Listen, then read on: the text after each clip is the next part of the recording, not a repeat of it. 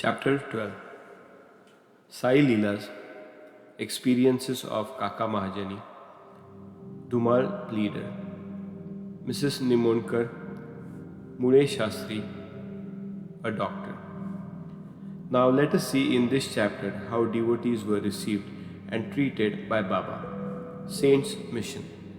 We have seen before that the purpose or object of divine incarnation is to protect the good and destroy the wicked. But the mission of the sent is quite different. To them, the good and the wicked are the same. First, they draw the evildoers and set them on the right path.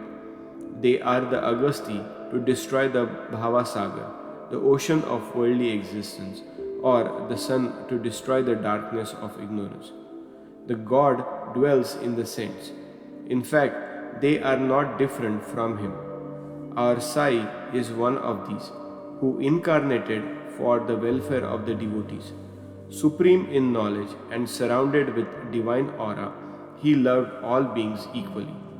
He was unattached. Foes and friends, kings and paupers, all were same to Him. Hear His Leelas. For the sake of devotees, He gave His stock of merits and was ever alert to them. But the devotees could never approach Him unless He meant to receive them. If their appointed time did not come, they did not remember Baba and His Leelas could not reach their ears. Then how could they think of seeing Him? Some men desired to see Sai Baba, but they did not get an opportunity of taking His darshan till His Mahasamadhi. There are many such persons who desire for Baba's darshan and not thus satisfied. If these persons believing in Him listen to His Leelas, their quest for darshan will be to a great extent satisfied by the Leelas. Even if some persons went there by sheer luck and took Baba's darshan, were not able to stay there longer. Nobody could go there of his own accord, and nobody could stay there longer if Baba did not wish so. They could stay there so long as Baba permitted them to stay and had to leave the place when asked to do so by him, so everything depended on Baba's divine will. Kaka Mahajani. Once Kaka Mahajani went to Shirdi from Mumbai. He wanted to stay there for 1 week and enjoy the Gokula Ashtami festival. As soon as he took Baba's darshan, Baba asked him, "When are you returning home?" He was rather surprised to this question, but he had to give an answer. He said that he would go home when he ordered him to do so. Then Baba said, "Go tomorrow." Baba's word was law and had to be obeyed. Kaka Mahajani therefore left Shirdi immediately. When he went to his office in Mumbai, he found his employer anxiously waiting for him. His Munim, that is the manager, suddenly fell ill, hence Kaka's presence was absolutely necessary. He had sent a letter to Kaka at Shirdi, which was redirected to him at Mumbai. Bhausaheb Dhumal. Now listen to another story. Once Bhausaheb Dhumal was going to Nipad for a case. On the way, he came to Shirdi, took Baba's darshan and wanted to proceed to Nipad immediately. But Baba did not permit him to do so. He made him stay at Shirdi for a week or more. In the meanwhile, the magistrate at Nipad suffered intensely from pain in his abdomen and the case was adjourned. Mr. Dhumal was then allowed to go and attend his case. It went on for some months and was tried by 4 magistrates. Ultimately, Mr. Dhumal won the case and his client was acquitted. Mrs. Nimonkar. Mr. Nanasaheb Nimonkar, Vatandar of Nimon and Honorable Magistrate, was staying at Shirdi with his wife. Mr. and Mrs. Nimonkar were spending most of the time in the masjid with Baba and serving him. It so happened that their son fell ill at Belapur, and the mother decided with Baba's consent to go to Belapur and see her son and other relatives and stayed there for a few days, but Mr. Nana Sahib asked her to return the next day. The lady was in a fix and did not know what to do, but her god Sai came to her help. While leaving Shirdi, she went to Baba, who was standing in front of the Sathewada with Mr. Nana Sahib and others, and prostrated at his feet and asked his permission to go.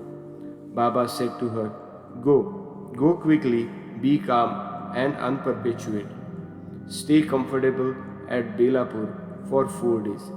See all your relatives and then return to Shirdi. How opportune were Baba's words. Mr. Nana Sahib's proposal was overruled by Baba's decree. Mule Shastri of Nashik. An orthodox Agnihotri Brahmin of Nasik, Mule Shastri, who had studied the 6 Shastras, was well versed in astrology and palmistry. Once came to Shirdi to see Mr. Bapusaheb Bhutti, the famous millionaire of Nagpur. After seeing him and others went to see Baba in the masjid, Baba brought various fruits and other things from vendors with his own money and distributed them to the people present in the masjid. Baba used to press mango on all sides so skillfully that when Baba sucked it, he got all the pulp at once in his mouth and could throw away the seeds. Plantains were peeled off by Baba and the pulp was distributed to the devotees, while the skin was retained by Baba for himself. Mule Shastri was a palmist, wanted to examine Baba's palm and asked him to extend his hand. Baba ignored his request and gave 4 plantains to him. Then they all returned to the Vada and Mule Shastri bathed, wore fresh clothes and started his routine duties, mainly Agnihotri, etc.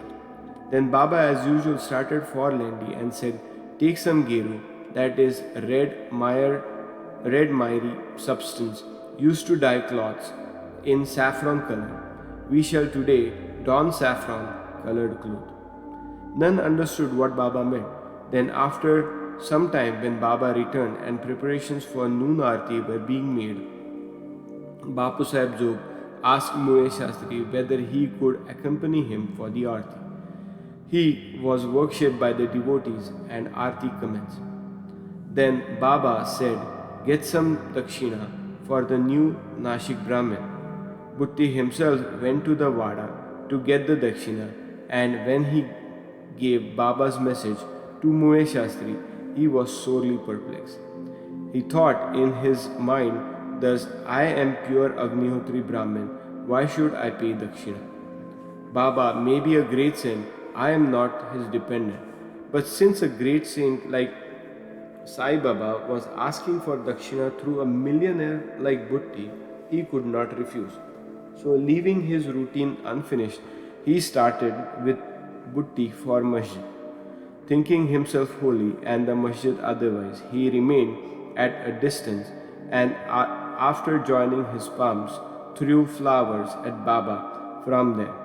Then lo, all of a sudden he saw not Baba but his late Guru Golab Swami there. He was wonderstruck. Could this be dream? No, it was not, as he was wide awake, but how could his late Guru Golab be there? He was speechless for some time. He pinched himself and thought again, but could not reconcile to the fact of his late Guru Golab being in the masjid. Ultimately, leaving aside all doubts, he went up, fell at Guru's feet, and then stood there with folded hands. Other people sang Baba's Aarti while Mule Shastri chanted loudly his Guru's name. Then, casting off all pride of caste and scaredness, he fell at his Guru's feet and closed his eyes. When he got up and opened his eyes, he saw Baba asking for dakshina. Seeing Baba's bliss form and his inconvincible power, Mule Shastri forgot himself. He was extremely pleased. His eyes were full of tears. He again saluted Baba and gave the dakshina. He said that his doubt was removed and he saw his own Guru. On seeing this wonderful Leela of Baba, all the people, including Mule Shastri, were very much moved and they realized the meaning of Baba's word, "Bring Geru, we shall don saffron colored clothes." Such is the wonderful Leela of Baba. A doctor. Once a Mamledar came to Shirdi with a doctor friend of his. The doctor said that his deity was Ram and that he would not bow before a Mohammedan, and so he was unwilling to go to Shirdi. The Mamledar replied that nobody could press him to bow down. He should come and give the pleasure of his company. Accordingly, they reached Shirdi and went to the masjid for Baba's darshan. All were wonderstruck to see the doctor going ahead and saluting Baba. Then they asked him how he forgot his resolve and bowed to a Musalman. Then the doctor replied that he saw his beloved deity Ram on the seat, and he therefore prostrated himself before him. Then, as he was saying this, he again saw Saibaba there.